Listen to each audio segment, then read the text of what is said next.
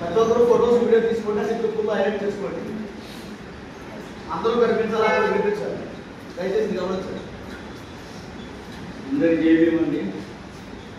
ఈ అఖిల భారత ఆదివాసీ సంఘంలో ఒక మెంబర్గా చేసినందుకు ముఖ్యంగా దేవరకొండ వెంకటేశ్వర్లు గారికి, అదేవిధంగా డాక్టర్ దేవరకొండ సాంబశివరావు గారికి, ముఖ్యంగా ఈ యొక్క సంఘంలోకి నన్ను ఆహ్వానించినందుకు మా సారాభాగరావు గారికి హృదయపూర్వక ధన్యవాదాలు తెలుపుతున్నాను. మరి నా పేరు వెంకటేష్ అండి, సూలూరుపేట నియోజకవర్గం, నేను తిరుపతి డిస్ట్రిక్ట్ అండి. నేను అక్కడి నుంచి రావడం జరిగింది. మరి నిన్న గ్రూప్లో వెంకటేశ్వర్లు గారు మీరు ఖచ్చితంగా రావాలి మీటింగ్కి, మీరు వస్తే బాగుంటుందని చెప్పేసి గ్రూప్లో కూడా పంపించడం జరిగింది, మాట్లాడడం జరిగింది.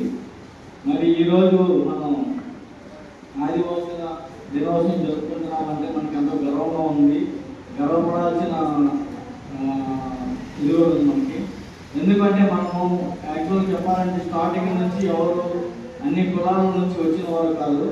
మరి ఆ దేవుడు కూడా ఒక మనిషిని సృష్టించి ఆది నుండి అంతం వరకు అని చెప్పిన మాట ప్రతి ఒక్కరు తెలుసుంటుంది. మరి ఈ మానవ జీవితం ఆది నుండి, ఆది పురుషుల నుండి, ఆది అవతారం నుంచి ఎత్తిన మన యొక్క జీవితము మన పెద్దలుగా మనల్ని ఎంతో సృష్టించి ప్రాణం పోసి మనల్ని భూమిని తీసుకొచ్చినందుకు మరి దేవుడికి ఎంత కృతజ్ఞత ఉందో, సో అదేవిధంగా మనకు కూడా ప్రతి ఒక్కరి మీద కృతజ్ఞత ఉండాలి.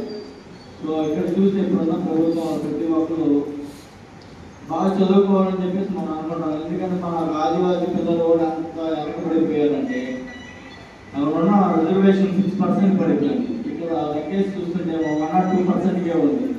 ఇక్కడ మనకి ముఖ్యంగా ఉద్యోగాలు రావడం చాలా కష్టమైపోయింది. 6% 1% ఉద్యోగాలు వస్తున్నాయంటే మనం చేసే పని ఎలా ఉందంటే మన ఆదివాసీ పిల్లలు చదువుకోవడం అనేది చాలా తక్కువ ఉండడం వల్ల మనకు ఉద్యోగాలు అనేది రావట్లేదు. సో ప్రతి ఒక్కరు కూడా మీరు చేయాల్సింది మన ఆదివాసులకి, మన ట్రైబల్స్ అందరినీ కూడా చదువుకోవడానికి ముందుగా మీ యొక్క సహకరించే పనులు చేయండి అని చెప్పేసి నేను ప్రాధాన్యపడుతున్నాను. అదేవిధంగా ఇక్కడే కాకుండా నేను ఇతర రాష్ట్రాలలో కూడా కొంతమందిని జాయిన్ చేయడం జరుగుతుంది. మన ఆదివాసులు ఉన్నారు. సో నార్త్ ఈస్ట్ సైడ్లో 40-50 జాయిన్ చేశాము. బట్ ఏంటంటే అక్కడ నుండి కూడా కొన్ని ప్రాబ్లమ్స్ వల్ల వాళ్ళకి సరిగ్గా సహకరించలేకపోతున్నాం వాళ్ళతో మాట్లాడేదానికి. ఎందుకంటే అక్కడ నార్త్ ఈస్ట్ సైడ్ అంతా కూడా ఉండేది ఏంటంటే ట్రైబల్సే, టోటల్ ట్రైబల్సే ఉంటారు. దగ్గరగా 96% ట్రైబల్సే అక్కడ నివసిస్తున్నారు. బట్ ఏంటంటే అక్కడ జరిగే ఘర్షణలు, జరిగే గొడవల వల్ల ఎవరు కూడా సరిగ్గా ఫోన్ కాంటాక్ట్స్ కూడా సరిగ్గా లేదు. మాట్లాడదామంటే లేదు, మా కాల్ అనేది ఎక్కడ అవుతుంది, మేము మనం మాట్లాడతామని ట్రై చేస్తున్నారు. సో అలాంటి వాళ్ళకి మనం సపోర్ట్ చేయాలి. యాక్చువల్గా ఒక సిచ్యువేషన్ జరిగింది సూలూరుపేటలో. అసలు ఎస్టీ కమ్యూనిటీ పీపుల్ అంటే ఎవరు ముందర రావట్లేదు. ఏందో ఎందుకు రావట్లేదంటే మాకేంటి మేము బాగున్నాము అని అంటారు. అక్కడ సూలూరుపేట నియోజకవర్గానికి నన్ను అసిస్టెంట్ జాయింట్ సెక్రటరీ చేశారు వెంకటేశ్వర గారు. బట్ నాకు అక్కడ ఏంటంటే ఎవరైనా మాట్లాడితే మాకు అవసరం లేదు, ఈ కమ్యూనిటీ అవసరం లేదు అంటారు మన వాళ్ళు. ఏంద్ర బాబు ఎందుకు వద్దంటున్నారు అంటే మాకేంటి మేము బాగా సంపాదించుకుంటున్నాం, బాగున్నాం, మేము గొడవ వచ్చినా మేమే చూసుకుంటాము, ఎక్కడికి వెళ్ళినా మేమే ఉంటాము, మాకెందుకు ఈ కమ్యూనిటీ అంటారు. గ్రూప్లో కూడా యాడ్ చేస్తే 40 మందిని యాడ్ చేస్తే 35 మంది లెఫ్ట్ అయిపోయినారు గ్రూప్లో. ఇంకా అలాంటి వాళ్ళతో ఏం మాట్లాడాలో అర్థం కాక నాకు కామెడీ అయిపోయాను అనమాట. మన ఒక చిన్న బాధాకరమైన విశేషం జరిగితే వాళ్ళ దగ్గరికి వచ్చారనమాట.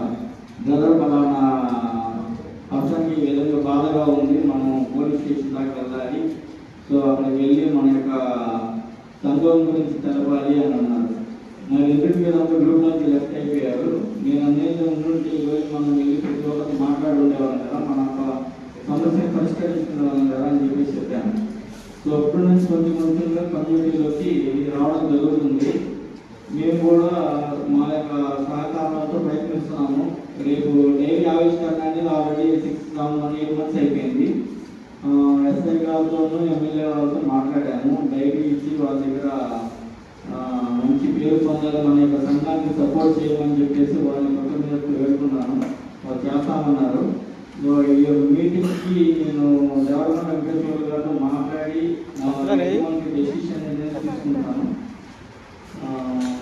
So thank you so much అండి. నన్ను ఈ యొక్క ఆహ్వానానికి